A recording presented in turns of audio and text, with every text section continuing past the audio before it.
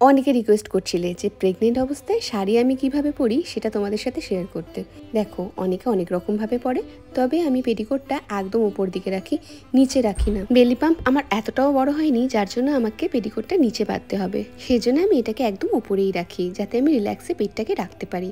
আগে এখানে পিন করতাম, এখন সাইডে পিন করছি। আর ঠিক যেভাবে আগে শাড়ি পরতাম ওরকম ভাবেই পরি, কুচি আঁচল আগের মতনই আছে। আর মেকআপ মুখে সেরকম কিছুই করিনি, আন্ডার আইটা একটু কনসিল করেছি আর কাজল পরেছি আর লিপস্টিকটাকে ভালো করে হালকা করে নিয়েছি। আমি আজকে যে গয়নাটা পরেছি সেটা আমাকে রিয়া পাঠিয়েছে, ওর প্রোফাইলে এই ভিডিওর সাথে লিঙ্ক করা আছে, চাইলে ওর থেকে কিনে নিতে পারো।